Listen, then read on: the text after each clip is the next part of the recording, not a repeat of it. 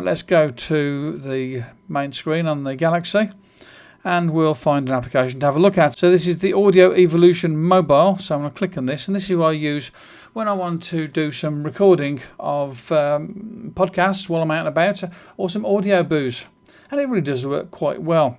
So basically all I need to do is to plug in the microphone. I've got one of those giant squid microphones and a connector to make it sure that it works on it okay. And now I can press the button and start recording. It's pretty simple really, just press the red button at the bottom there and away it goes, and it's starting to record. I've got a nice little meter there which tells me that it's doing some recording, which is quite good. These buttons at the bottom here give me some different things to look at here, so I can solo it, mute it, or do whatever I want on that particular track.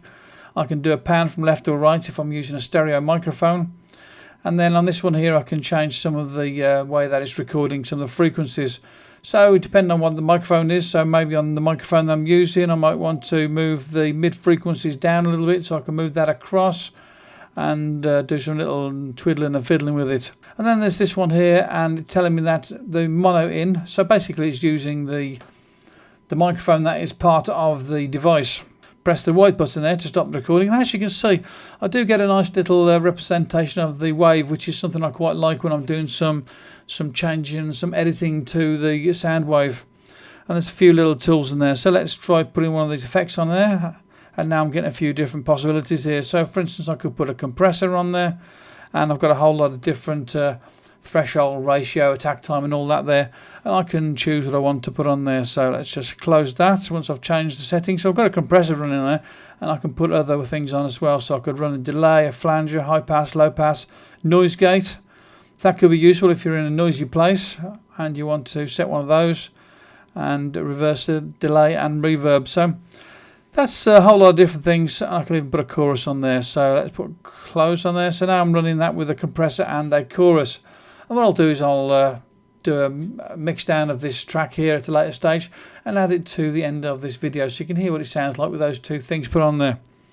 I can do things such as change the size of the track as I'm looking at it, so that's one way of doing it. I did that by doing the pinch out motion with two fingers on the screen there, and if I do pinch out going this way, so this is going like in a horizontal fashion, the last one was with vertical, I can actually get in much closer and have a look at what's going on there.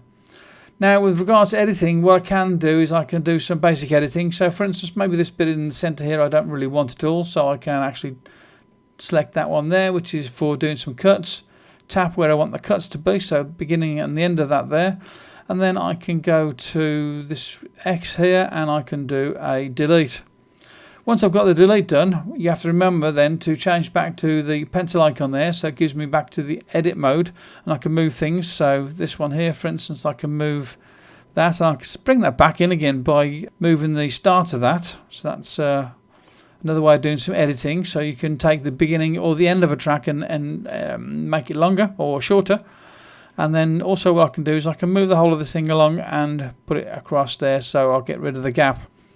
So there you go, that's a pretty nifty little bit of editing that can be done. If you put one across the top of the other, then you'll find that it will actually complain about it and won't let you do it. So there are other things that you can do with this as well. So for instance, if I want to go for this one here, I can scroll through the project and move with two fingers. So this one's just ordinary sort of scrolling through there. And then we can do with this one here, and that gives a range mode. So I can create a range and do something with it. I haven't actually done much with that yet, so I'll have a look at that in another video. I found that when I do the recording with use the microphone on the device, that it comes in a bit too hot, so I have to make sure that the microphone is a good distance away from the sound source, my mouth, and otherwise it clips the tops of the waves off, and I don't like that. Scroll through this here, let's make it shorter so I can see all of the whole track there. Let's put the start of it there. And I'll do some more recording, and I'll show you what happens when you do more recording. It will go onto a separate track. So I've got that recording button pressed again. I'm doing some more recording, and you'd think that it would come on the same track. Let's press this stop button for the recording and see what we've got. And you see we're on to track 2 now. Okay, so there's track 1. Let's go to the end of track 1. And at the end of it you can see there's the track 2. But what I can do with this here is if I get to that edit mode again, what I can do is I can take this here and I can put it up onto track 1 if I want to. So if you've got some extra recordings there and you want to do some different things with it and put it out onto a separate track, because say for instance with track 1 there, we've got some settings there with the effects, we've got compressor and chorus on there, then that will put those effects onto that track. If we bring this back down onto track 2, then on track 2 we don't have those things set, the effects on there, so that's going to come out sounding different. When you've done all your editing on this here, then what you're going to do is press on this button here in the top left hand corner, and this gives us our options, so we can also get it to it from the, let's just click off that for a second. Okay, so we can also get to it from the menu button on the bottom there, so with project, global preferences. So if we go to project for instance, I can then choose load project, save project. And usually it's a good idea to save project, but the one I tend to use with this one most of all is to mix down a project. So I'm going to mix down the project. You have to give it a file name, of course, and then you can choose what resolution you want to send it out at, and generally I just leave it at 16-bit, which is plenty good enough for what I'm doing there, so we'll choose 16-bit. And then type of file, don't tend to go for the WAV files, I tend to use the AIFF files, but all of these files are files which are uncompressed, so you get the full sound there. So let's click on that one there, do an AIFF. You can't put this out as an MP3, so basically you have to do a conversion on it afterwards. And I'm going to put this into the music folder. So let's click on OK, and we've got the progress bar showing what's happening there. So you do get this chance to share out your song or podcast or whatever it is you've recorded out to SoundCloud. So you do need to have the SoundCloud app installed and also be logged in to be able to use it. And just by clicking OK, it will send that off if I've got both of those things done. Let's click on cancel because I don't want that to happen at the moment. And you see that the file has been mastered. It tells me where it is. And it's gone onto the SD card, music, test.aff. Let's click on OK. So the next thing I'm going to want to do with this is to have a listen to it or do something with it. Okay, so we'll go to this one here and I'll put it into the music. And there's our audio file there. So what I'm going to do now is I'm going to click on it.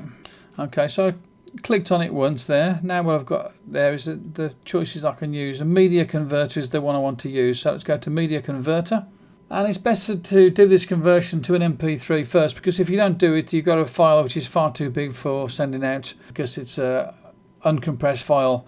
And your MP3 is going to be compressed. So there you go. We can change this to an MP3. We've got a choice of how we want to use this. We can take the whole of the file or just a part of it. And when we've got everything set the way that we want it, we just click on convert. Okay, so I've got to choose where I want to put it. Test MP3. Now what I can do is I can send that out, and the best thing to do for me to get it onto my Mac to do some extra work with it is to send it out using AirDroid. And I'll show you how I use AirDroid in another video. So you see how I use the Audio Evolution mobile to record some sounds and do some settings with it, and also how I managed to get that out of the application and into an MP3 file. I could, if I wanted to, just use this test MP3, and I could say go back into, okay, so say I'm back in this one here, go back to the music folder. So there's the file now, clicked on refresh, and we've got test MP3, so I could click once on that there. Now I could share this out and I could send it off to various places, send it to the sound player, media player, whatever else. Or I could use it and I could send it off to something like as an email. Share would be the one to use actually rather than anything else. So I'll share that out via email. So I'll go to my email application, which would be this one here for Gmail. And I can send that out through an audio boo. So it goes through Boomail. And within quite a short time, it becomes an audio boo available for people to listen to. And it's quite good. I only then have to go into audio boo to do a little bit of adding of titles and descriptions and maybe a photo and even perhaps a GPS location, and I'm in business with an audio boo. It's quite quick to do. It looks maybe a little bit tedious and going through all these different steps, but once you remember the steps, it actually works pretty quickly.